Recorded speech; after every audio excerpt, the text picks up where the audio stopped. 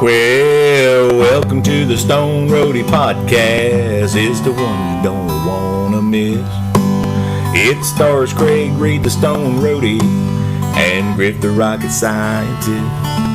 Let's not forget Kathy GODSEY and all the old friends that come along. Lord, we'll be talking Skynyrd and leaving you with a song.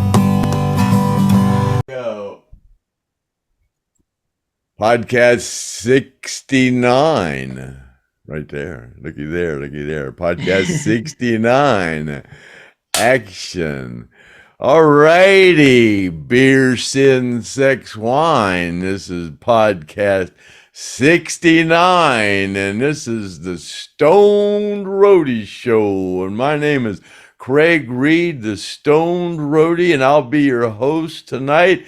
And welcome back my co-host, the lovely Miss Kathy GODSEY, who usually does our Saturday night specials, which is what we're doing tonight. This is a Saturday night special. It's I guess somebody's here, but anyway, yeah.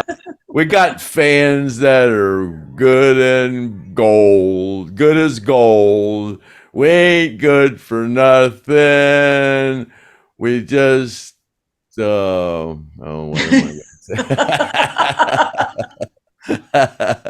Here I am digging myself a hole. And here we go, yeah.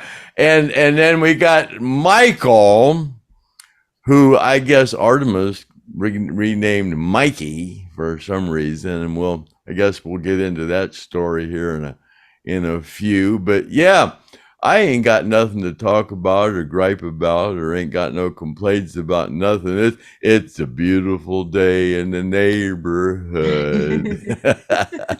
And I'm gonna turn this over to the lovely Miss Kathy GODSEY. Go ahead and take it away, Miss. Hey, Craig. Thank you for having me on again. I'm the occasional co-host. This is my number 13. I'm the occasional number 13. Podcast number 69. Saturday night special with the most famous roadie, Craig Reed. And we have a special guest today, Mikey Lockout. Mikey reached out to me about a month or so ago. I talked to him. I talked to George Festo. They have great stories and great experiences of having worked with the band members. We were going to have them on together, but George won't be available for a while. So I said, Mikey, why don't you come on? We want to hear your stories. So we're going to let you talk. We have a lot of cool stuff to say. But before we do that, I want to give a happy birthday to Shari Padula. We love Shari. She's a listener, a fan, and yesterday was her birthday. So I want to say happy birthday to Shari. And then I just want to give shout outs real quick to some names, people who are whose listeners, whose names I see on the YouTube comments, and they're really enjoying the show. So real quick, I want to say thank you and a shout out to these people. Daniel Olivaria, Joey Yema. Hey, Joey. Diana Baldwin, Darren Jones, Brad Sense, Terry Lunsford, Cindy Porter, Paolo Vincent, Mark Howell, Adrian Mezzatesta, Cheesehead, Ban Everything, Michelle Lovette, Ronnie Parker, Rachel Brown, Patricia Ann Lee, Monty Fisher, Wesley Sutherland, Patricia Ann Lee, Andy Muka, and Abby Road. And one of the last podcasts I did with Craig, 62, Gotta Do More, asked a question with regard to the Craig's backdrop, the inside of the One More from the Road album, and he wanted Craig to identify the people in the picture.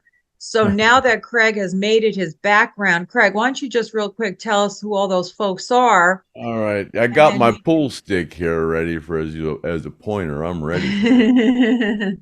All righty. Except this green screen's backwards. I got to look in the monitor to see who's where, but this is screen is green, so when I'm looking at this, what's over here is actually over here. So I'm a little confused. All right, here we go. Here we go. That's Leon, of course. And then that's Ron Eckerman, the road manager, and JoJo Billingsley, of course. And this guy here is John Butler, who was the guy that Ronnie hit over the head with a beer bottle and busted a beer bottle over his head before he cut Gary's hands up in Germany. That's John Butler. And then Alan, and then Dean, and then Gary here, of course, and then Joe Barnes up here, up over Gary. And then over here, that's me. And then there's Artimus back here. Here, I can move this. Oh, where'd that thing go? Oh, looky here. Okay, I got him have this, move this. No, the wrong way. Okay, there's Steve back here. Oh, over here, there he is. And Cassie back here. And then Artimus. And then, of course, you know who Ronnie is. He's that guy with the hat on there, you know. And then, over here, Billy. And like I said, that's me. And that's Kevin Elson. And then Bob O'Neill, who was the lighting guy. And then this guy over here is David. Man, this thing is backwards. Be cool if I had a brain. That's David St. John's. The guy in the Dean made that drawing of, and off behind Billy, the guy is going toot toot toot. Well, that's David St. John's. He was a big cokehead, so he was always going toot toot toot. So Dean made him going toot toot toot. Well, that's him right there. He was Billy's guitar tech. This is Chuck Flowers. He's the one that killed himself. Literally blew his head off with a 30 rifle that Ronnie gave him. Oh my goodness. After a party one night, after he left and got fired and everything, he never was right after he left the band, but he went to a band party and he was one of those guys that just totally acted totally different when he was drunk. So yeah, he left the party and went home and took that rifle and literally. Oh my gosh. That's so. I hate to be so graphic, but that's the way it happened, it sucked. And then of course, Leslie Hawkins, the beautiful Leslie Hawkins. And so that's the whole lineup there. And Sammy, did you bring me those rocks? Oh yeah, cool. I just wanted to, who's our name? Cousin Figel. I told him. Yeah, Kathy, I don't know if you saw the episode where me and Kathy were collecting rocks, and we started to talk about rocks, and Cousin Figel. Oh my God, that's beautiful. It's one of them, what do you call that stuff in there? Crystals. I call it crystals. What do you call those rocks? I forget. I did know the name, but I forgot. But it does anyway. Oh, that's beautiful. Yeah, it's just a rock, half a rock, but on the inside of it, it's all. You're gonna have to put that in a real special spot outside. Yeah, that's pretty cool. And then he sent me this one, and it's a couple of rocks that are put together. I don't know where he got that one, but that's kind of weird. That's kind of a weird rock. It's kind of like two pieces of rope tied together. It looks like that. Bundled together, and oh my God. Kind of fossilized or something. Yeah. Like that, And then this one, he sent me this one here. I don't know where. Here's a piece of paper telling me where they all come from. But oh, that's cool. That's beautiful. Thank you, Cousin Figel. Yeah, that's very nice. Cool. Yeah, send me a box of rocks. That's pretty. Oh, cool. I like that he put them in a box rather than an envelope. And then he sent me all this whole big old bag, and it's a bunch of jewels, some kind of aquarium stones. Cool. Yeah. So those are pretty cool. So yeah, they kind of, I don't know if you can see them or if I put them up there. Yeah. Yeah. Oh, that's beautiful. Diamonds and stuff. Yeah, crystals or something. Well, Very that's really nice. messing with my green screen back there. Yeah, I can see that. It's like But eating right through it. yeah, cool. Then he sent me a couple of knives too. Oh boy. All right. All right. So thank you, Cousin Figel. I appreciate that. And anybody else want to send me anything? Yeah, I'll be glad to accept it. And we'll have to show it on the If it's podcast. free, it's for me, you know. Yeah. There you go. Box might be the only thing you can get people. My buddy Sammy's here. He's my audience today. Hey, Sammy. Hey, Sammy. Oh, hello. How are you? Hi, Sammy. Eat, sleep, and fish. He's on his way fishing. Is that his shirt? Is that what it says? Yeah, that's what he's wearing. Last time when I saw him, he had that Alan Collins shirt on. I want that shirt. Sammy's the one that makes the fish for me, the crappie that he catches in the fresh lake over here for my birthday, and then he's the one that kills the deer in my backyard that we eat every year at my birthday.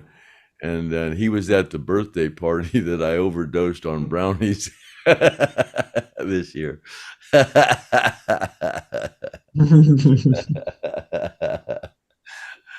So okay, that's enough of my nonsense. So where were we at? I kind of forget. Yeah, so I want to introduce Mikey. Mikey has some really cool stories, and Craig had mentioned that somebody had said, "Oh, I love the podcast, but can't do them 2 hours." I think, hey, you know what? If you don't want to watch the whole thing, watch as much as you want and come back next time. But I think he wants to limit it to an hour. So, Craig, where we're done, if we don't have time for the questions, we can always do the questions another time. But I had a lot of questions that people had asked. So anyway, I'd like to introduce Mikey. Mikey's a New Yorker. I'm a New Jersey girl. We have a lot in common, or kindred spirits. And Mikey worked with Artimus. He was a drum tech.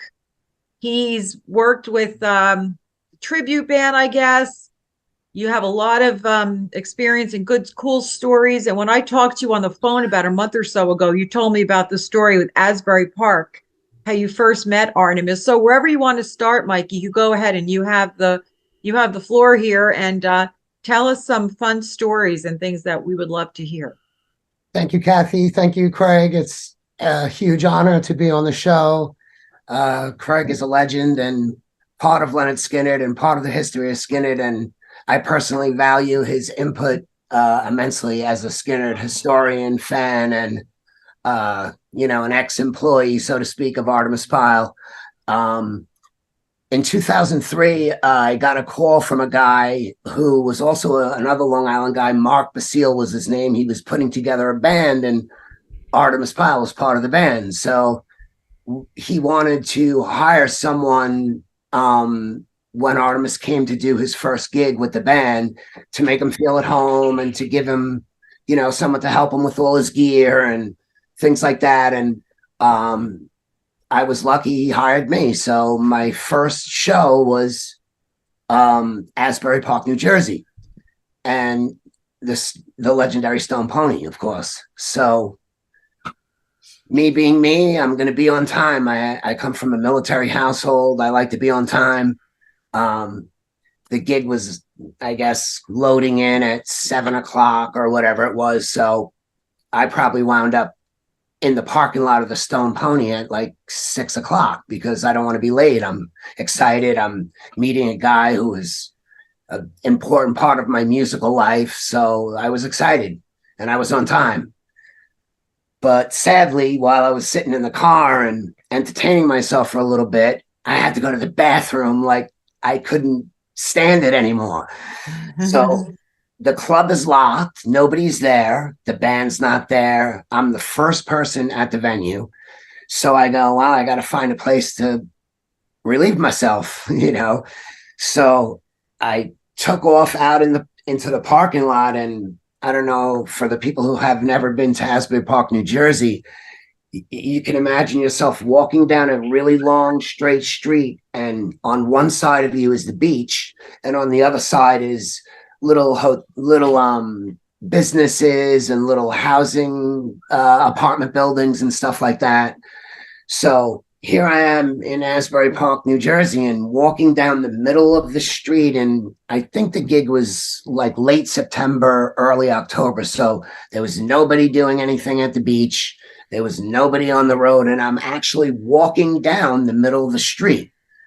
And as the sun's starting to set on the horizon, I see a car start to come down the road. And from far away, I could tell it was like a small SUV. And I'm like, oh, that's like a Ford Explorer. And then as the vehicle starts coming closer to me, I notice that the person driving the vehicle is wearing a cowboy hat. Now, being a kid from Long Island, New York, I have not seen too many people in this area wear cowboy hats, period. So I'm thinking to myself, that has got to be Artimus Pyle. And sure enough, I'm standing in the middle of the road when he drives up. So, of course, he stops, probably thinking, who is this lunatic in the middle of nowhere, nobody around, standing in the middle of the road? So he pulls up, and with the button, he rolls the window of the passenger side down, and he says, hello? And I go, Artimus Pyle? And he goes, yeah. I said, my name's Mike. Mark hired me to be your drum tech for the gig.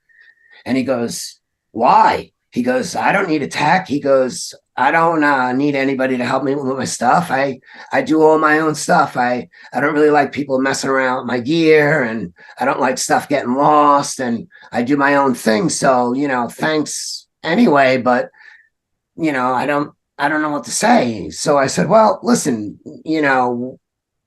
it's up to you what I do for you. I said, but I got a bag of weed in my pocket, and I know how to get to the club. So if you want, I can show you how to get to the club. So he goes, oh yeah, sure. Jump in.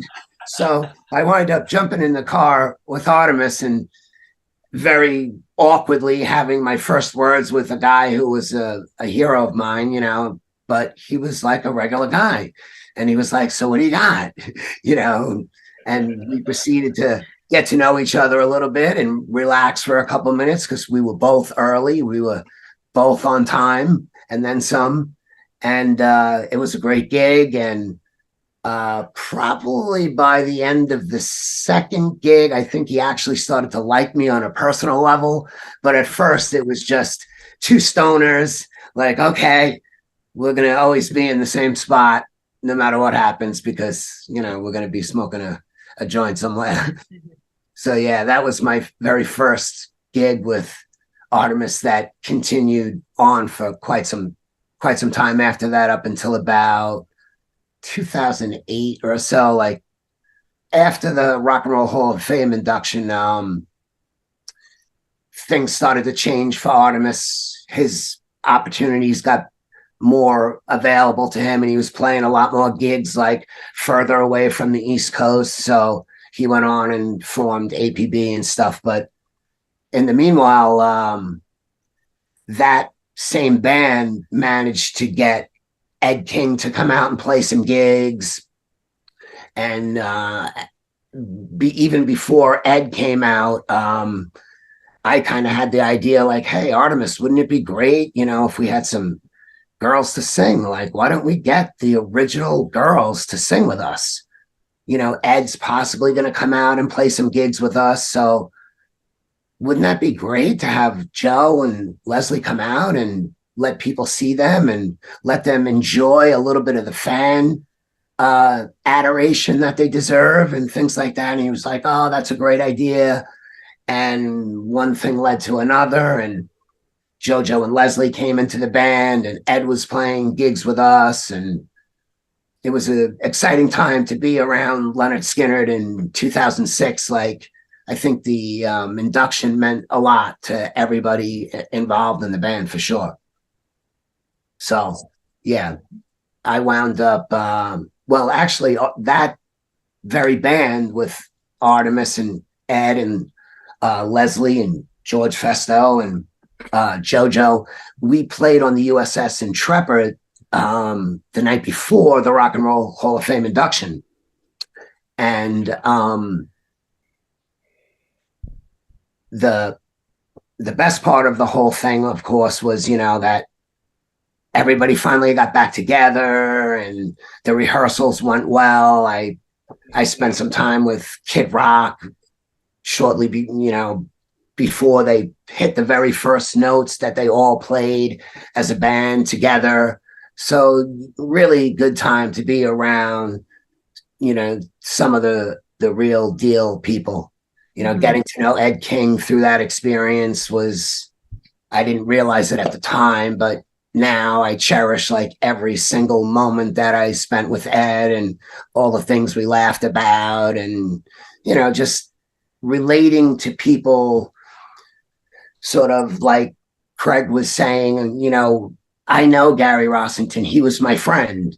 That relationship that you have with people when you work with them in gig situations, it's like a special bond, sort of. Like those people count on you for their performance to be everything that the fans want it to be and everything that it should be. And at least for me personally, and I'm sure for Craig, it was the same way. I took it very personally that if something went wrong on the gig, it wasn't going to be my fault.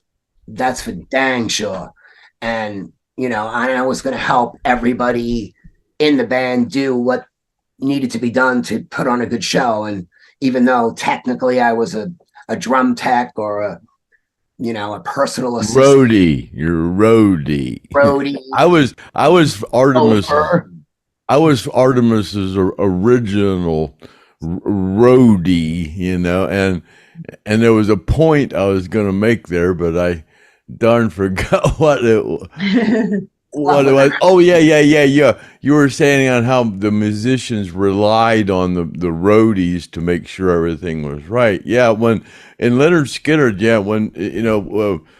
when I was Artemis's roadie, when he got up, I sat on that drum stool. He was totally confident that everything there was perfect. I mean, the bell on the cymbal was right there, and everything was right there where he expected it to be, And you rely on that, and if it's not perfect, it messes with you the whole gig, As a drummer myself, I could tell you that nothing is more uncomfortable than having something where you don't expect it to be, especially drums, because it's. And there's so many different levels of right where it is supposed to be. How to be there. But I mean, I kind of took over Artemis's kit at the time, and he actually played my kit a lot on a lot of the gigs because he would come up from North Carolina to the East Coast, and instead of having to bring his trailer and all that other stuff, he would say, "Hey, can I play one of your sets?" And I had two kits at the time. I had a sling-on kit that was sort of a mimic of the Artimus Pyle kit that we see from Nebworth and a lot of other shots. Those blonde. Artimus would call it a hot rod kit. No, that's what he called it back in the old days. He said a hot rod kit, just a minimum setup.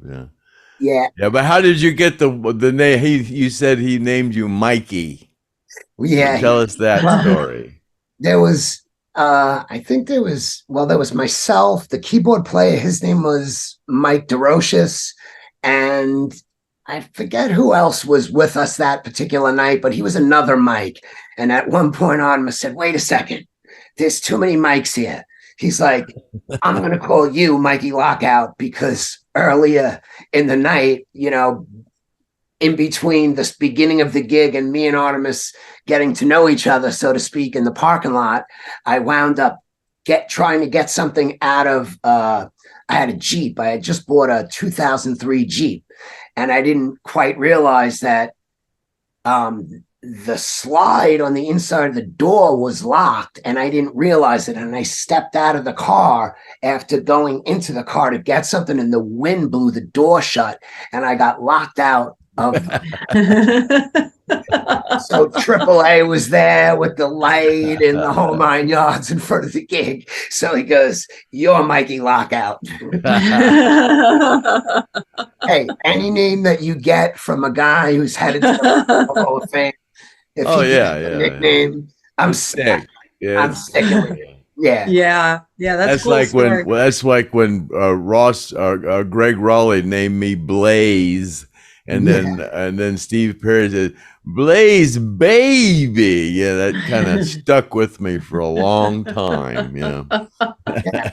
It does, because going again to go back a little bit about the whole thing about understanding and having a relationship with people that you have when you travel and when you do shows. It's different than what a lot of people think, and I'm kind of just saying that because of all the feedback about what happened with the Gary Rossington program and blah blah blah, and people talking about that stuff. I'm like, you don't understand the relationship that Craig had with Gary, so why would you say anything about that? You have no idea what the bond that you create when you do this kind of stuff on a regular basis. It's a different kind of bond than what you get in other places in your life. And when Craig said that Gary was probably laughing his ass off, I thought to myself, Gary's probably laughing his ass off. If anybody would know that, it would be I Craig. guarantee you he's hoping that thing goes for $5, $10, $20, $50,000 so it makes it national news. Gary Rossington's funeral invitation goes for whatever, man. I think it'd be cool. And that was my whole thought of the whole thing. It's just like, Gary would think that was so cool, I mean, especially if Elvis if there was ever a record of what Elvis's was, I'm sure Gary would like to beat Elvis. That would be, that was as long great. as he beat Elvis, that would be cool. My opinion. Awesome. That it's, who else could tell that story even, who else could even be in that position? But it's me and Gary went through a lot, we did too. I mean, God, I knew Gary since I was 22 years old, I mean, I'm 72, 50 years, we've known each other. One of my weddings was in Gary's backyard. He was my best man, and my bride was Dale Krantz was her bridesmaid. Alan's neighbor had a wife that was a notary public, and he married this, and then Gary put cake in our bed. This is like my buddy Sammy, who left and went fishing.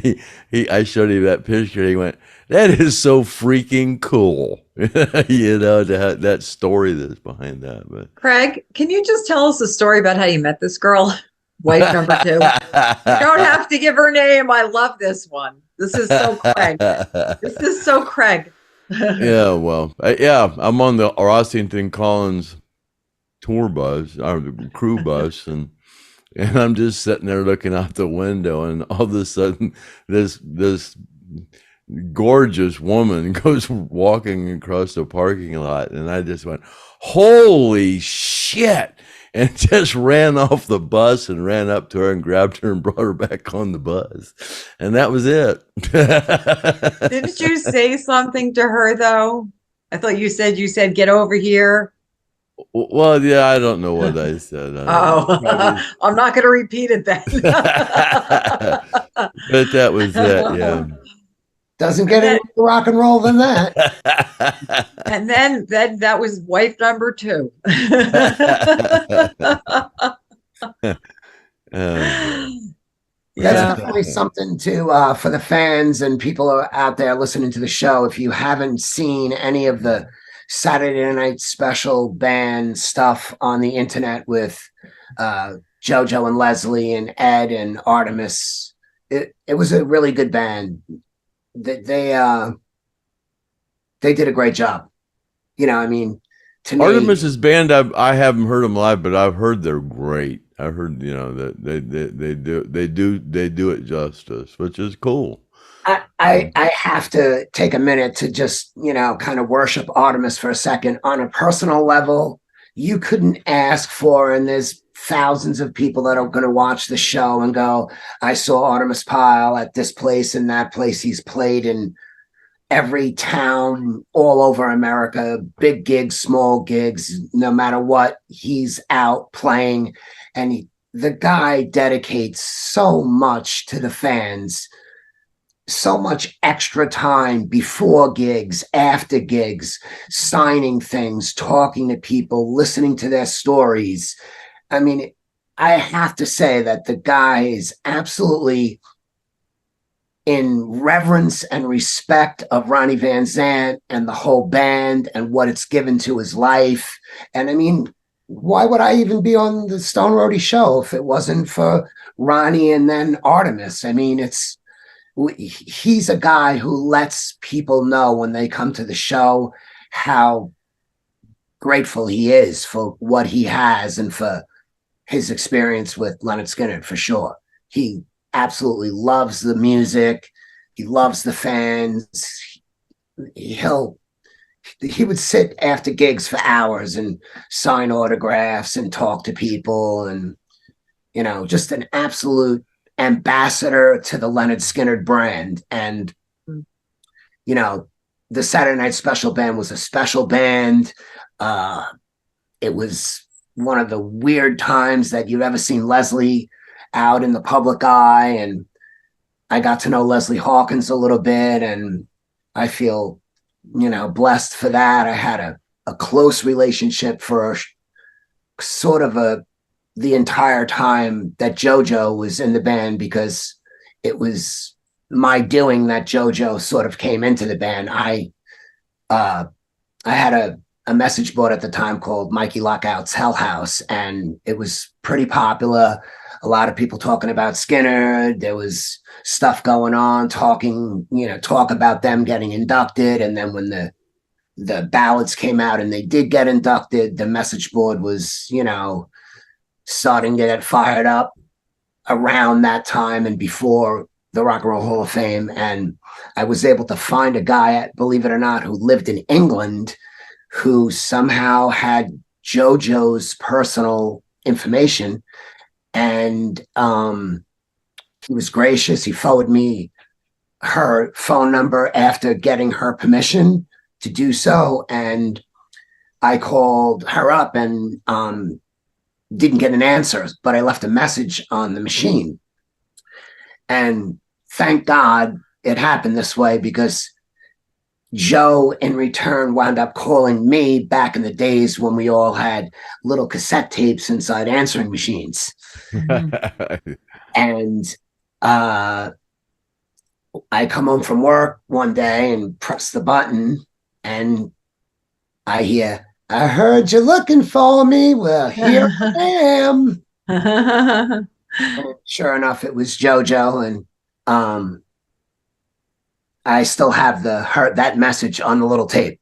Cool. I saved it. So yeah, from that point forward, I had a great relationship with Joe. Her husband was kind of leery about her coming up north and doing a bunch of gigs with a bunch of people that, she didn't really know all that well. And her husband actually called me and made me give my word that I was going to make sure that nothing happened to JoJo while she was out with our band, So at that time I was doing Artemis's drum stuff and taking care of the girls' personal needs. If they needed something from anywhere or anything like that, I did that stuff as well. So, being called a roadie is definitely the right title, because I wasn't doing just one thing. Nobody who works for a band does just one thing. You're a guitar tech, you're helping someone who lost their luggage at the last hotel, or doing something that's helping band members so that the show is killer every night. And our shows were. You said you saw the Pops episode where Pops, some guy, English guy, asked Pops what he was. He said he was a guitar tech. He's, oh, you're a freaking roadie.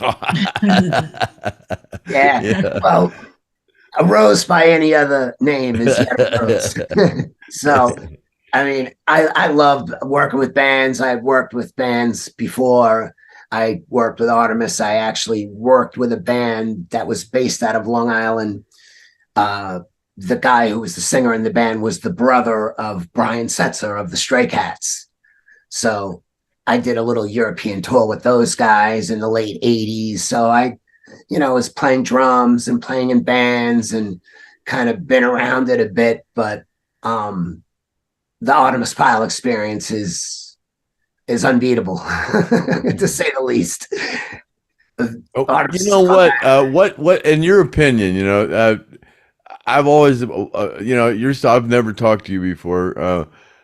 What makes Lynyrd Skynyrd so memorable to everybody in such a generational thing? Because, I mean, there's people that are my age, 72, 75, even 80, if you're still alive, knows who Lynyrd Skynyrd is. And now you got kids like Zach Lane, the guitar player, the kid that's 20 years old. I mean, that's a big age difference, and people, it seems like even kids now are realizing that the talent that it took to do that, and what people are doing today is kind of really just computerized or whatever. It went from analog to digital, and people are just now picking up and they're starting to play vinyl, because it's antiquated, and what do you think, what do you think it is about Lynyrd Skynyrd that's so generational like it is? I mean, why do you think, just because I was a roadie for Lynyrd Skynyrd, and I was friends with them, they like consider me like a band person or something, and they kept saying, you're the most famous roadie ever, I'm going, oh yeah, right, yeah, sure am. So I just kind of rolled with it and just kept calling myself the most famous roadie ever, and I kind of felt foolish by doing that, but nobody's ever contested it, and it just cracks me up. And this podcast, I mean, just doing and just talking about Lynyrd Skynyrd, everybody just seems to love this podcast, and it just amazes me because, I'm not a podcast person, but I have people like the lovely Kathy GODSEY that guide me through it, and my normal co-host Griff, that normally does them, but Kathy does them here on the Saturday night special because she has an actual job and she can't do anything during the day. So yeah, that's the reason for all that. But what do you think it is that people that's been like it is over? I think I can absolutely definitively answer that question, and I probably answer it the same way Artimus Pyle would answer it. Oh yeah. That's right there. That's beautiful. Songs of Lynyrd Skynyrd are, well, first of all, Lynyrd Skynyrd as a band is an American institution, basically an icon of American culture, between Freebird and Sweet Home and the countless other songs that everybody knows. As the Skynyrd collection with Ronnie is genuine, amazing music. The songs are just great, and people connect to them no matter how old they are, no matter who turned them on to the band, whether they're Craig's age or my age. I'm in my mid-50s, so I'm kind of in the middle, where growing up in the 70s, the plane crash had already happened by the time I was in junior high school. But the songs just keep going, and having the bands out there playing the music and sharing the music with new generations of fans year after year, whether you're Artimus's band going out and playing, a tribute to Ronnie, what he calls his band, a tribute to Ronnie Van Zant, or the band that's been Lynyrd Skynyrd since 1977. They're bringing those great songs to generation after generation on a consistent basis. Like Lynyrd Skynyrd's going to keep going on forever. I mean, forever. When this tribute band stops, there's somebody will do it. I mean, there are so many Lynyrd Skynyrd tribute bands now, but I'm sorry to interrupt you. Go ahead. Yeah, no, I mean, you're right on. That's part of it. The tribute bands, as much controversy as there's been in the past about, what members should have been in the band and why this guy wasn't in the band. And we could go on for days about that stuff, but we won't. The fact of the matter is it's Ronnie and the songs. And I know how it was for me as a fan on a personal level before I got involved in any of all this, that I just love the songs and I love what the songs said. And I used to joke around and say, Ronnie Van Zant's like my father. I looked at Ronnie as a father figure as a young kid, because the songs set the level. It taught you right from wrong. It showed you that you'll be tempted and that you'll do wrong, but that there's right to be done and there's righteousness in the world also. So, there's the both sides of that life. And I just thought his words were a great role model. When the tribute band started up, Artimus was the one who went out there before Freebird and introduced everybody. And immediately everybody knew who Artimus was. I mean, he just walked out. He was very recognizable. More than I think any of the other guys in the band, Artimus was very recognizable. Yeah. So when he went out there, tall guy. Everybody knew who Artimus was. And I thought that was really cool. But he'd go out and he was a very good spokesman. Artimus is very, good at that. I think I can safely say that the music of Lynyrd Skynyrd is Artimus Pyle's therapy for whatever's inside his head from the crash or from the 70s, all the experiences that you go through and all the bad things that happen to, people in Skynyrd with the injuries after the crash and things like that, that Skynyrd music is his therapy. It's his healing, and the passion and the love that he has for the music, I think, because of what it does for his soul. When you go to see his band and when you meet him personally, I hope that, Kathy, we get together in New Jersey this summer. I would love. While you're talking about that instability, I don't know if a lot of people remember a thing called uncivil wars, which was kind of a controversial thing between Billy and Artimus and Gary. That I don't know how many people are aware of it, but that was really a troubling time for Artimus, because I know he loved Gary, and deep and down inside, I know everybody in that plane, we loved each other too much to stop, so. I can definitely attest to that. That original band, it didn't matter if you were a roadie or a band member. We were all a team. Family. That's the way Ronnie felt about it, and everybody, So, that's where that's at. I knew Artimus and was close with him at the time of Billy's death. And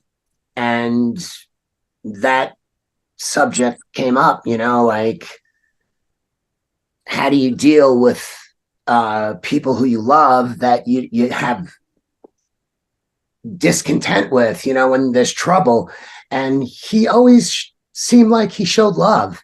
I know that he went and paid his respects at everybody's funerals and apparently got along with everyone and everything was fine. But I think it was therapeutic for him also to do those kind of things, because he loved everybody in that band for sure.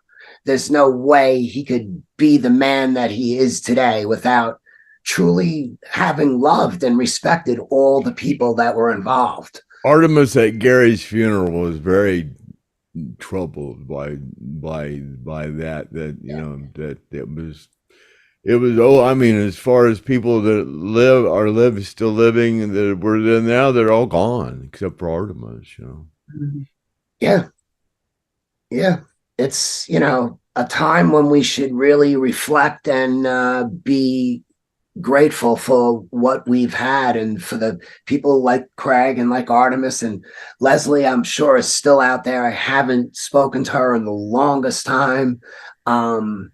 We've reached out to her. I guess Jean knows where she is, but she's just doesn't feel like talking, she's and she's not as what we got this campaign on, and the Stone Roadie show is part of that.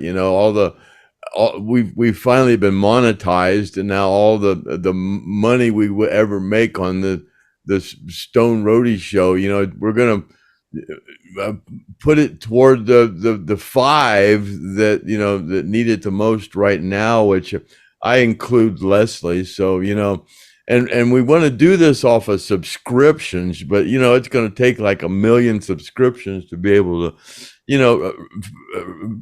adequately donate toward them. So I never activated a donate button down at the bottom, but one of my friends got down there and found over when you go to the thumbs up and the thumbs down, there's another little thing, and then there's another little thing there, and it's kind of like a thank you thing. And I guess you can donate between $2 and $500. But I a couple weeks ago I started talking about activating that, and just people that watch the podcast, donate $5 if you want to, I mean $5, but and that 1,000 people, that's $5,000. We could give each of them people $1,000 and get us there quicker. But I don't want to ask for donations. I just if you feel like hitting the $5 thing, I don't go going crazy and doing the other stuff unless you can just totally afford it, which some of you can. But everybody can afford $5, $2, I mean, and I didn't know how it even showed up there. And my friend hit the thing, and it came up that she had donated $2, and that because mine only shows the analytics, my financial thing, so I don't know how that comes across, but yeah, mine only shows the subscriptions and the viewers, and then I think we're up to about, I don't know, $215 or something like that. But it's gonna grow. We'll get more subscriptions. We'll get more advertising. What's funny is people have said, I said I got the advertising skippable, and they go, well, we have to watch the ads so you make money. And I think that's pretty cool that everybody's aware of what we're trying to do here. And that's pretty cool. But I don't know how I got off on that subject, but I'm sorry, Mikey. Go ahead where we were. Yeah, I mean, it's good. It's a great thing because without a doubt, going back to Leslie, she's a very private person, I think, in general. I remember her kind of explaining to me it kind of this way, like, hey, by the time I got into Lynyrd Skynyrd, Mikey, I was already married and had a couple of kids, so I wasn't as party as everybody else was. So I'm not to interrupt you, but she had been with Wet Willie for a number of years, a backup singer. Yeah, go ahead. Yeah. I'm sorry. So I think Leslie was a little bit more mature, I think, maybe than some of the other people in the band. And meeting her later in life after the plane crash, she was I'm frankly, I'm shocked that she came out and played as many gigs as she did, because she didn't always seem to enjoy it in a weird way. Like I felt really bad for Leslie. I really did. I felt like she didn't feel good, because of the byproduct of a lot of her injuries and things like that. And I just, it's a good thing that the survivors should get some relief if the podcast turns out to be a million subscriber type of thing. I hope it does. For those people's sake, for the people who have been through a lot. I met Gene a couple times. I know Gene's been through a hell of a lot. Griff detailed a little bit of that on one of the more recent podcasts about how much physical trouble that Gene has because of the crash. So yeah, it's a good thing. To get people to donate for that would be cool. Especially if you don't have to ask. If the button's right there, why not? Yeah. You know? Yeah. Can you talk a little bit about your relationship with Ed and how well you got to know Ed King? Ed King, oh my God, another guy. Ed is 3 characters. He's such a big personality, Ed. I actually started off being very skeptical about Ed and him coming into the band because I knew about the fact that Ed was very vocal, saying that Artimus was not physically able to perform his duties in 92. And, you know, Ed wasn't always, I guess, pro Artimus, to keep it simple. So I was skeptical about Ed, but the guy wins you over because he's so genuine and so authentic and so funny that eventually I just loved Ed, you know, despite what my original thoughts were. I wound up like really loving Ed, and Ed was gracious to all the people that he worked with, me and George Festo, who hopefully you guys will get to meet in the up and coming weeks. Yeah.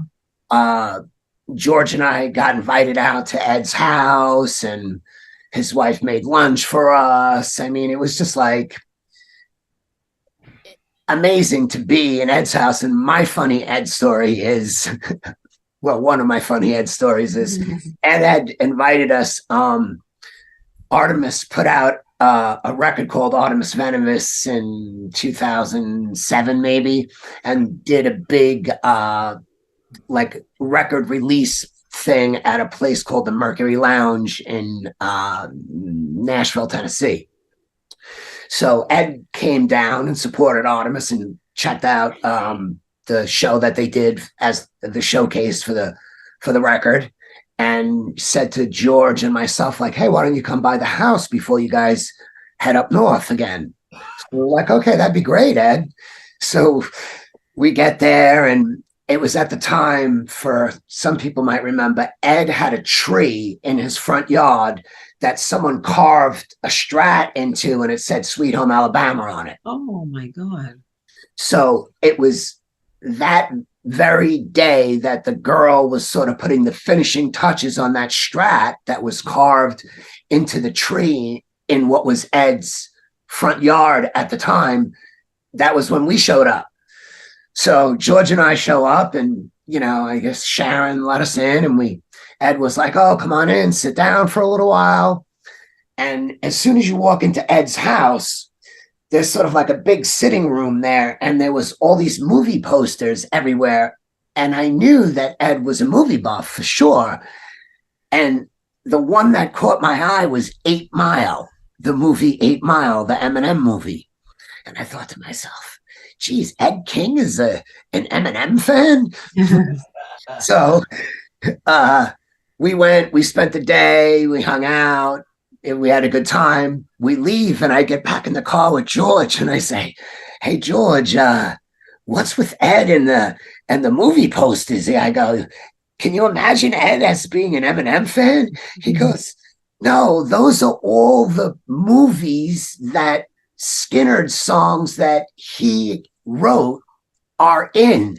So all those movies that are all over his house is because there's a Skynyrd song in that movie that Ed King wrote. And I thought, probably Sweet Home Alabama. even in 8 Mile, Craig, Yeah. I don't know. Sweet Home Alabama was about every movie there was, I think. Yeah, I know it's been in a lot of movies, and well, Freebird Everything also. I don't know. Go Yeah, ahead. so I'm that sorry, was I what keep it was, interrupting and you. I felt like kind of an idiot after the whole thing, thinking like as I'm in Ed's house, like, wow, this guy's really weird, man. He's got all these movie posters up all over the place, and it seems kind of random. There's no, it's not like, oh, well, the guy's really Right. into old Western, Right. anything like that. It was just random movies, and I didn't put two and two Oh, together. that's cool. That's really cool. It's another Really thing cool. that keeps Lynyrd Skynyrd sort of a part of the fabric of America. Is Yeah. all the legendary movies that those songs have been in are things that people kind of connect to their lives, even on a subconscious level. You just know every Skynyrd song somehow, even if you're not a Skynyrd fan, you just know them. Even Rossington Collins. There was a movie, a Sylvester Stallone movie, maybe Nighthawk or something in 1980. I think it had Getaway. I think Getaway was in there. Yeah, I wasn't expecting. I was watching the movie and I was like, oh my God, Rossington Collins song. That was great. But yeah, that's really cool. So now you understand why I had all those posters. And Dale wrote all those songs. I mean, she did a really good job. I mean, she was put in a rough position. Yeah. And she stepped right up to the plate. I went and bought her a typewriter. I specifically remember going and buying her a typewriter, and she sat in the studio in El Paso, Texas, and sat there on that typewriter and plucked out all those songs. Yeah, oh my God, really cool. Great, Three Times as Bad. I mean, Me and Getaway, and Getaway. There's a few good ones. Yeah. It's a very strong record. Oh, definitely. Definitely. Two good albums. I mean, Ross and the Collins Bands was a great band. And people say, why wasn't it called Collins Rossington Band? I said, you just explained why it don't sound right. Yeah. But I remember them sitting there trying to think of a name for a band, and then it coming up, using their names, and which way was it going to go? Collins Rossington or Rossington Collins? And we all kind of agreed it was Rossington. Collins came off the tongue better, but I still think it ended up in a coin flip as to who won.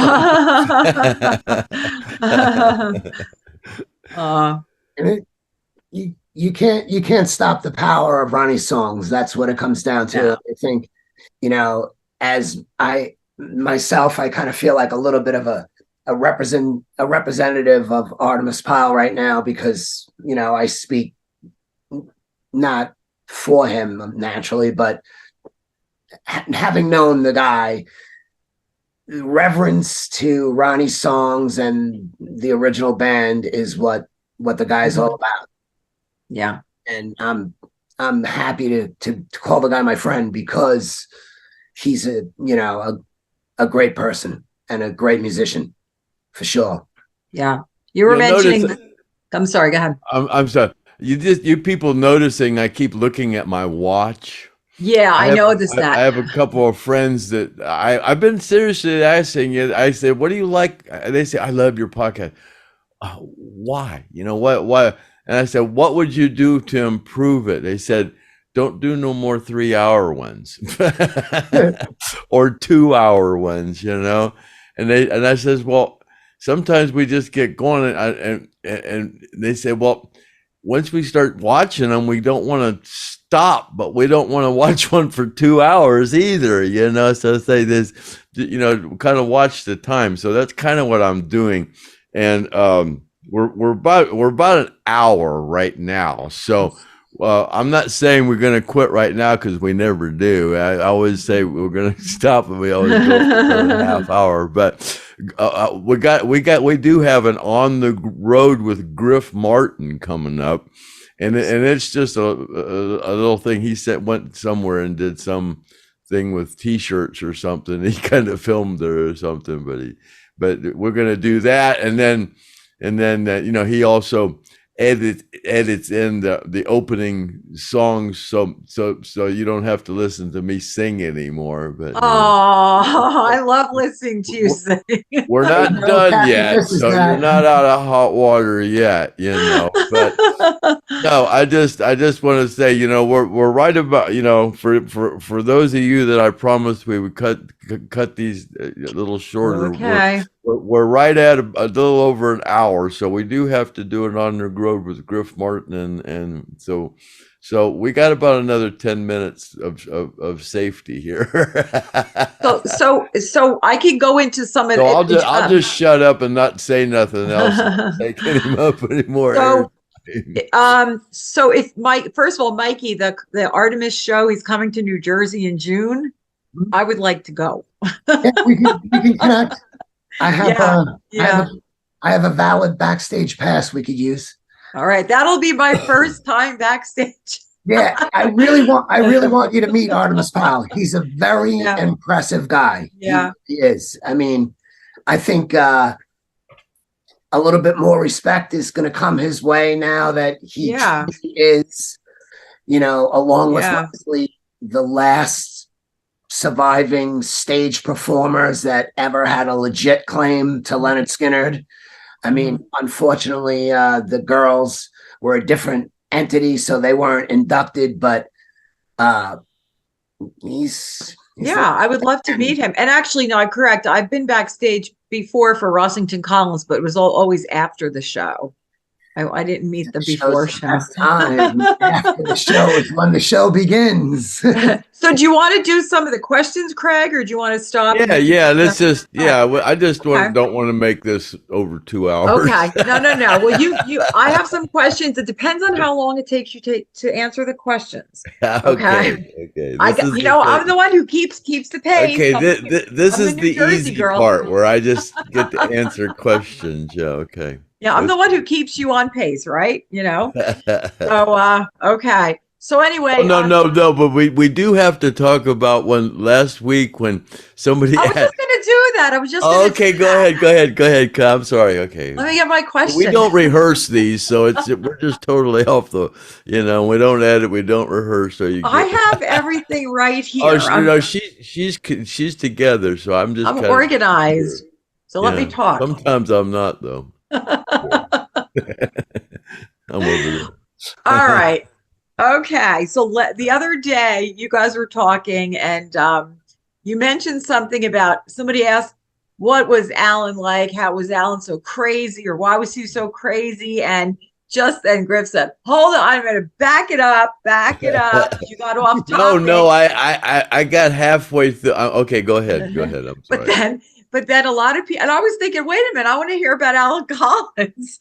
And then people wrote in and said, why didn't you let him answer the Alan Collins questions? Because we all want to hear about Alan Collins. That was my question. And then you went to answer it and he interrupted you. That sucked. I want to hear it. Well, I did kind of answer it. I don't have a clue. And that's kind of my answer because I'm not a psychiatrist. I don't know why he was like that. He was, but you're right. After Kathy died, he did get worse, but he was always like that. I mean, he, whenever he first got that black Lincoln, the hot rod Lincoln, and he's always just drove crazy and he lost his license and I convinced him to buy a real expensive Schwinn bicycle. And he rode it twice, and he gave it to me. I mean, he went and bought a moped because he thought he could drive that without a license and stuff. But yeah, he did.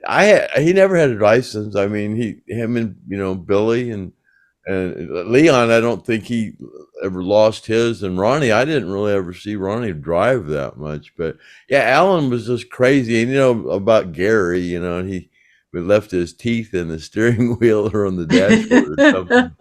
Oak tree in my way, but they were all like that. I mean, they were all just guys, but Alan was just those. Alan, I'm an extremist, kind of like probably not, I don't know if I'm worse than Alan, but I'm right up there. Well, I'm kind of an extremist, and that's the way Alan was. People, Kathy can tell me I'm not a day at the beach to ride in a car with. No, All no, people won't ride in a car with me, but no. like You better have all your gear on. But no, but I guess the question was when Alan was a child. I mean, you didn't know Alan as a child, but was he like that when he was like that growing up, or maybe through adolescence, or when he started getting into the band? When did he? Was he like just fun loving, or was he always defying death? I mean, he was always doing crazy things. well, I don't know. I think the only thing I know is from what I've heard about that era, because I was 22 when I got with him. And Alan was about 13, I guess, when he first got a guitar, and 13 or 14, or maybe yeah, it had to be 13 or 14. But yeah, he didn't start like at 8 or 10 like you'd think he would. He was a young teenager when he started, and I'd never heard a lot of stories about Gary would talk about Alan, or because I guess they kind of really just met, when they were when that thing is supposedly at the baseball field and everything, and that's when they finally got together. But they were, Ronnie was a couple years older, and but here we go on a big old long story. What was the original question? Well, the question was, why was Alan so crazy? Okay, yeah. Let's sum this up real quick. I don't know. I'm not a psychiatrist. I don't know why I act like I do, so I can't explain why Alan acted the way. He was just crazy. I mean, that's, some of us. The day I talked about this, the day I went to his house, he was the most chill person, just sitting there in a chair, and he kind of scolded me because I tried to take the picture and I didn't have the shutter open. He said, "Hurry up," while I still say yes. Oh yeah. Alan was a personality, that's for sure. He was a unique individual, yeah. And you told me about there'll never be another Alan Collins, yeah. No, unfortunately. But you told me some of the stories that your son Chad had told you about when he used to bring girlfriends over to Alan's house. Oh yeah, Alan, yeah. You didn't want to take your anybody you cared about over there. Well, what kind of things would he say to the girls? Oh the girlfriends? My God, I can't. I don't talk like that on the podcast. Okay. My sisters don't like it when I say those words.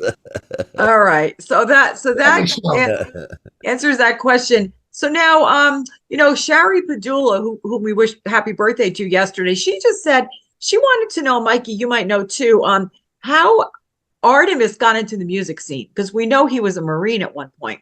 Do you know how he got into how he became a drummer, or when that all happened? It's when you're a kid and you take a couple of whatever you got in your hand and start beating on pots and pans.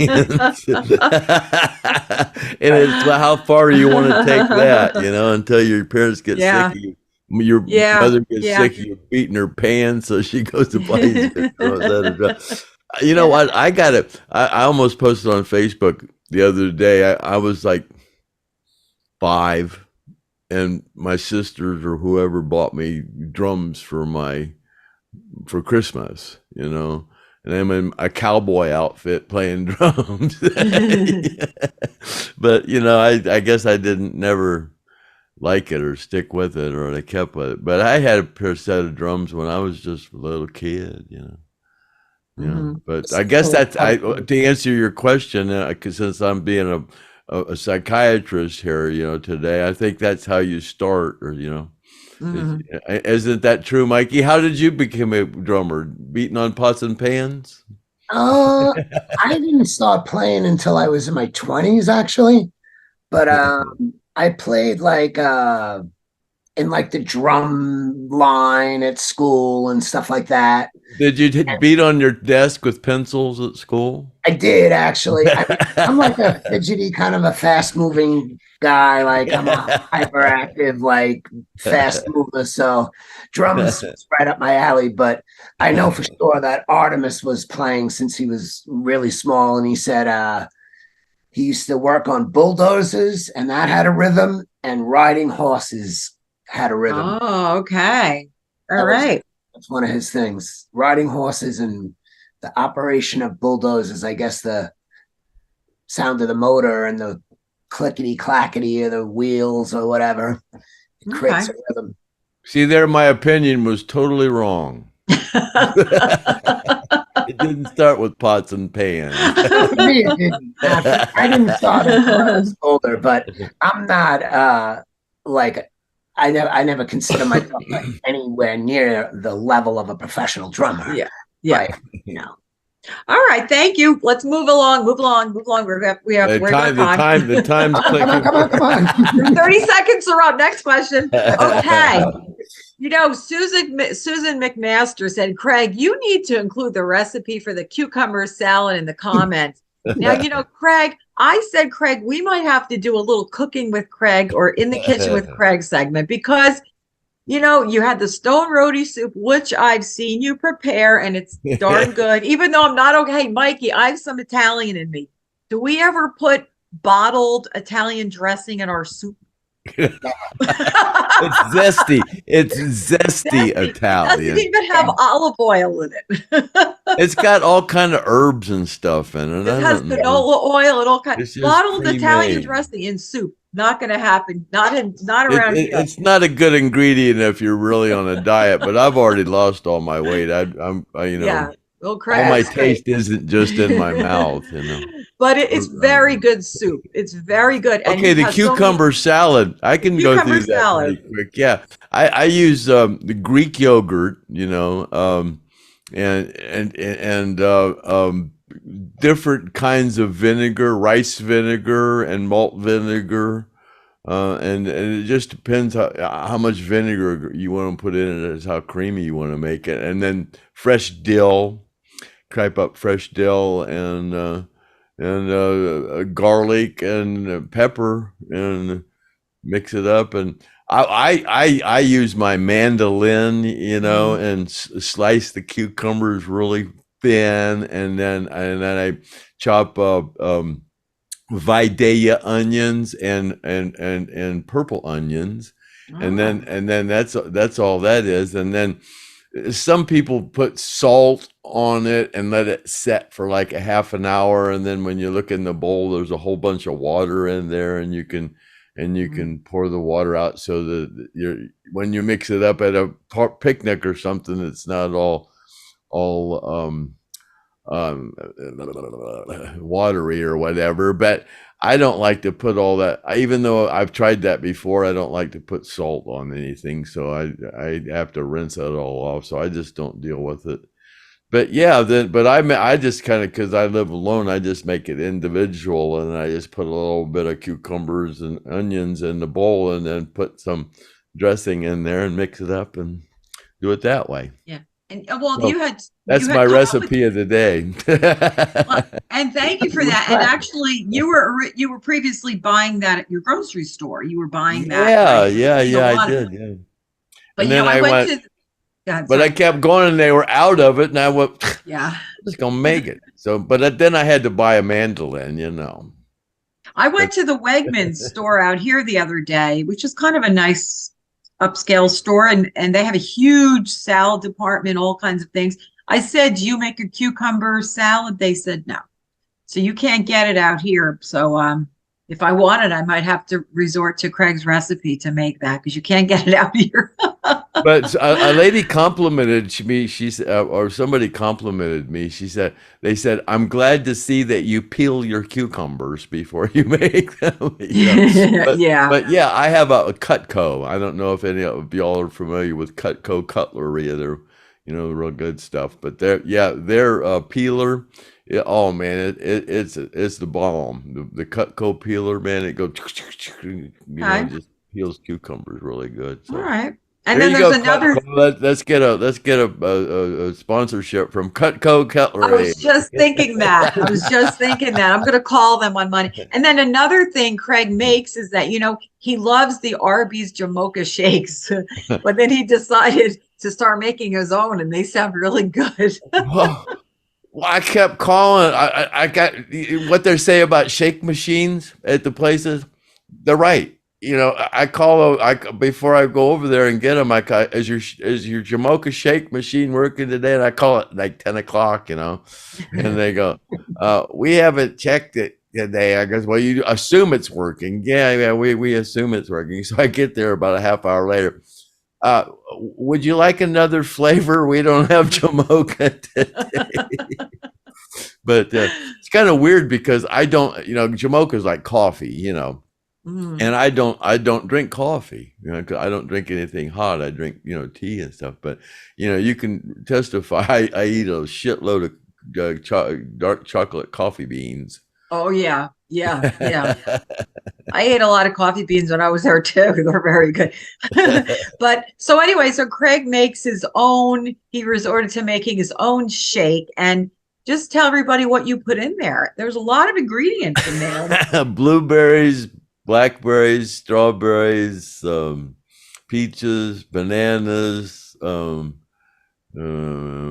else? Greek yogurt. Well, I was putting the yogurt ice cream in it because I thought it was yogurt, and then I took somebody's suggestion and looked at the ingredients, and the second ingredient was sugar. So there you go. That's your Greek yogurt ice cream. It's the second ingredient, sugar. But that's the And chocolate, right? Corn syrup. So yeah, I threw that shit. Oh, in the yeah. trash. Yeah. That's no good. Started using Greek yogurt. Yeah. But don't you put the chocolate frozen yogurt in there? Chocolate frozen yogurt, right? Yeah, but that's what I'm saying. The second ingredient was sugar. I just kind of went, yogurt just got to be good for you. Yeah, read the ingredients in this. It's no wonder everybody's fat. Damn, everything in it's sugar. Yeah, I never read the ingredients. I just thought yogurt. And I thought, took somebody's suggestion and read the ingredients, and second ingredient's sugar. The third one's corn syrup. I went, yeah. So I switched my recipe on that. And don't you put peanut butter in there too sometimes? Peanut butter too, yeah. That's an interesting.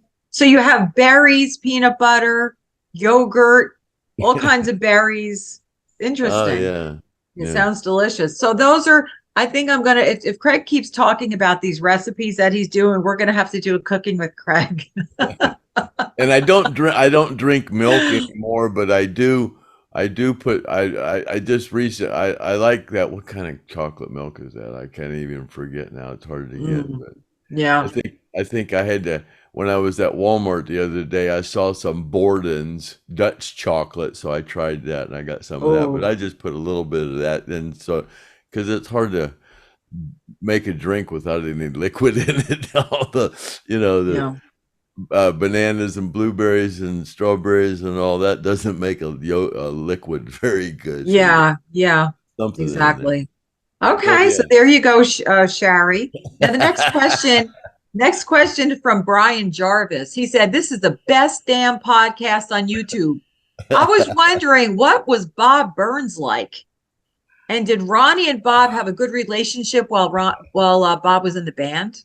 There you go. I'm not a psychiatrist, and that's what it would take for me to diagnose Bob Burns. Yeah, because as some of you know, he had some kind of mental issues after watching The Exorcist. Yeah, I remember that. Yeah. All right. This is from Derek Collins. Now, I'm going to call you out on something you did that was shameful with regard to girls. Craig. Derek Collins says, "I recall watching a YouTube video where JoJo, where she mentioned that Craig used to film under the girls' skirts while they were singing." Well, you know what? When the girls came on, I was kind of like in charge of all that kind of stuff on stage show. I didn't know what to do with them, put them on the floor or something. So I took Billy's Leslie cases, these big blue cases that the Leslie's went in, and got a piece of 4x8 plywood and just threw it on the top of those, and I wrote on it "Horror Riser" on the top of it. And they got up there and looked down there, Craig! But there was a little space in between the cases, where you could go into there, but oh my God, let's leave it to Craig. But I used to, I had my camera and I was always on there, and I would act like I was shooting up their dress, but I never had any film that I showed anybody. All right. No, that's not true. I never did that. All right. Next question. D. Millstone. Not many vocalists want their mic taped into the mic stand, but Ronnie's mic was always taped. Why is this? And somebody did a damn good job of taping up those mics. Was that you? That was me. Yeah. I figured. No, yeah, we put that round piece of tape on there so he couldn't move his hand any farther than that piece of tape, and because it would feed back if you get your hand. Oh, okay. Yeah. So we put that piece of tape there so he couldn't get it any closer. And then, we taped it into the mic stand because he threw me the mic stand, and if you didn't tape it in there, it would come flying out. So me and Ronnie kind of, what I did with Johnny. Johnny could get all the way over to the other side of the stage and throw that mic stand. And when he got with the band, when he finished singing, I told him, I said, Ronnie used to throw me that mic stand, just go. And by that time it was wireless, Mm-hmm. So me and Johnny kind of practiced it a little bit. He would go way over the other side of the stage and I'd throw that thing, and I'd come out and catch it with one hand, kind of almost part of the show, Gary would get done playing the slide, and he would put the little piece of wire down on the drum riser, and then he'd go back and throw me the slide, and I would catch it, and then right after that, Johnny would run over and throw me the mic stand, and I'd catch that. And then when Huey got with the band, while I was over there preparing to catch those two things, he would flick his pick at me and see if I could snatch it out of the air with one hand. And I actually sell those on eBay, so I just explained what I did. I said, these are Huey's picks, and these are the ones that he would flick at me, and these are the ones I caught one-handed. Actually, I have quite a few of those. Had anyways, yeah. But, all right. we're getting. Let me see here. We're right at. We can stop. We're getting close to 2 hours, or an hour and a half. No, we're getting close to an hour and a half. Yeah, We're getting close to an hour and a half. All right. So Griff's got that little all right, that On the Road with Griff Martin, and so we'll be just a little over an hour and a half this time. But all right. You know what? When I start I'm here I go again. When we first started doing this, we said we wanted to do them 30 minutes, 40 minutes, then it got to be an hour. And it's like, God, I don't know why, but we can't seem to fit one in an hour and a half, and it's just like, there's so much to talk about, and so many cool people like Mikey Lockout. I mean, really, how can you limit fun? This is entertainment. If they don't like watching the whole thing, then go to bed and watch it when you wake up in the morning. I mean, really. The haters are not okay. But okay, here we go. So I don't have to sing Happy Trails or none of that or nothing. And I don't even think I sang anything at the beginning of this. And I think I'm gonna let you out of it this time without singing anything. So here we go. I gotta use the clicker though. People just love this. So it's like happy trails to you. Until we meet again. This was podcast 69 of the Stone Roadie Show, and we're out of here. And may Happy trails to you, and may the good Lord take a liking to you. And we're going to break now, and we're going to go to Griff Martin on the road with Griff Martin, and we're out of here. Say bye, Mikey. Bye-bye. Thank you very much, Lovely guys. Miss Kathy. Bye, Mikey. Hope to come. Here we go. We're out of here. Thanks, Craig and Kathy. Always good to see the lovely Kathy GODSEY on the Saturday night special. Yeah, I got a little on the road with Griff Martin, just a little tiny short one that I want to do here. And it has to do with helping the forgotten survivors. Just want to let you guys know that we have a new website in place, supportsurvivors.net. If you guys want to go take a look at that, it's kind of still being built. But it's rolled out, and we're going to start doing some things on that website to help these guys out. Anyway, here it is, the little on the road with Griff Martin. I hope you guys enjoy it. Great podcast, Craig and Kathy. Okay, on the road here with Griff Martin, and I'm in a secret location. I can't even tell you the town. This is where they do a lot of really cool art printing, and they didn't really want me to videotape anything because they've kind of cornered the market on some stuff, I guess. So anyway, here I am at a printing shop not too far from where I live, and over here we have something pretty cool. Right here's the shirts that I'm having printed up. Looks like they've got them all ready to silk screen, and I don't really want to record this individual here, but looks like he's spreading the ink right now on the art, and that's going to be white on black, right? Yes, sir. Yeah. So I'm just going to kind of zoom around over here and take a look at what we got. And I'll flash it and put another layer of white on it, make it a little bit brighter. Oh, cool. Great. Just adds enough heat to it to where you can put a second layer on it, and it makes it brighter white. So every time you spin this around, that's another, normally that would be like another color, Yeah. right?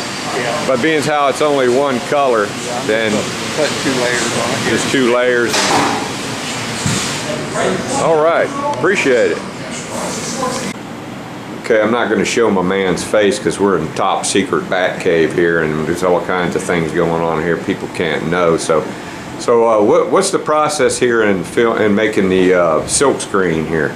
Well, we got the silk screens. There's different meshes for different detail, but once they're clean, they put them in the rack to where they'll dry, and once they're dry, they're ready to be coated with it's a light sensitive emulsion, which is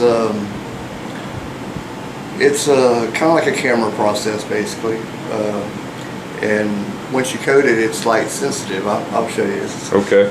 There's a little you got a little trough here that you pour the liquid. It's a liquid. It's got a thick molasses type consistency to it, and you just coat the screens with it. Just one, a layer of it, and then you put them back in the rack for it to dry. Do you have a silk screen? Yeah, I got one that's dry over here already. We put them in here to dry. Like I said, we got different mesh counts, which but get one that doesn't have a hole in it. And this is So there's actual art on that no, screen? this is just ready to put the art on. Oh, it's ready to put art on it. And Okay. once you have your art, like this is the art that we use has to be on a clear. What happens is when you expose it to light, well, let me go and check. We'll put it on here and we'll put tape on it. And then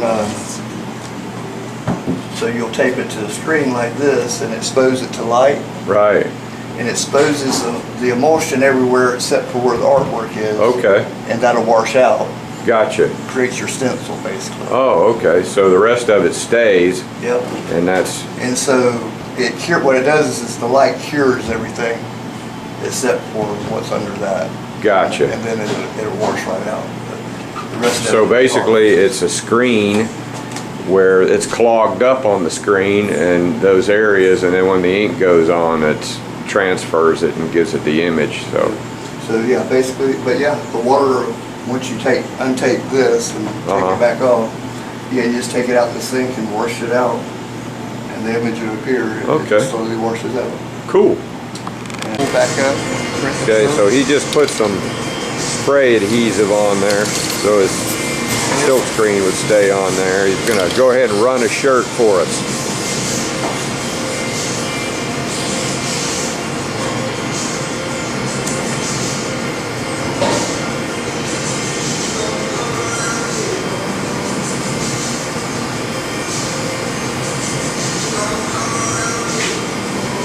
Going to the white ink, because it's just one color.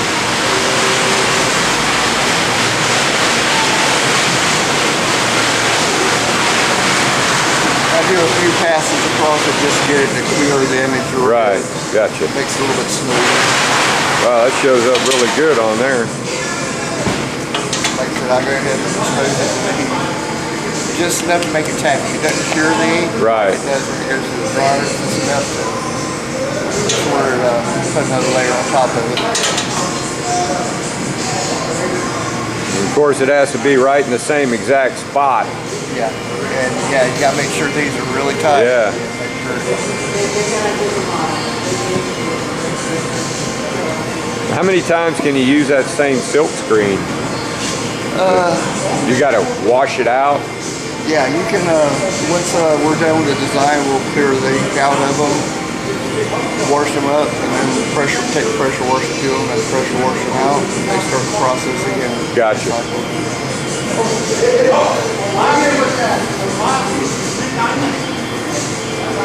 So then that goes on the, then that goes on the dryer, right? It's like a big heat oven dryer kind of. It's a big gas oven with a conveyor built on it. And you can adjust the speed, to where it stays in there a little bit longer for different garments or more sensitive to the heat, so you have to speed it up. But And there he goes, a white on black shirt. Now he's going to do a black ink on white shirt here.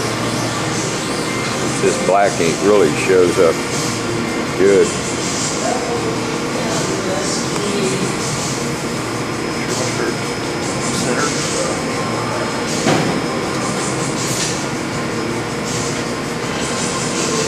The black ink, it being on a white shirt, you don't need 2 layers of it. So Gotcha. one layer of that.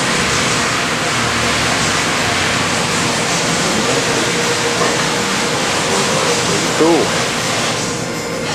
Actually, I think I'll get that one more pass.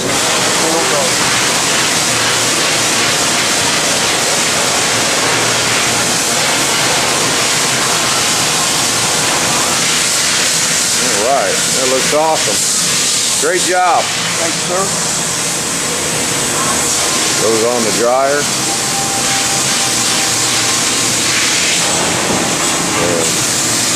And there goes the Lynyrd Skynyrd band getting ready to get dried.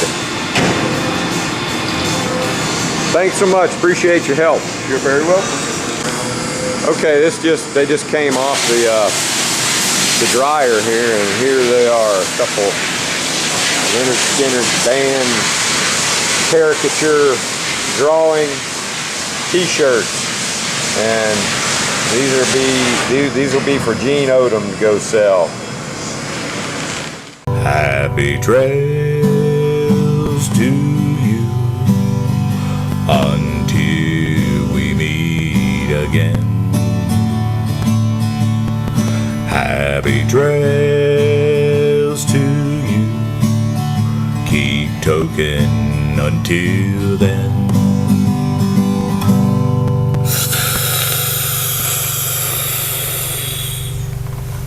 yeah, the Road Stony Show.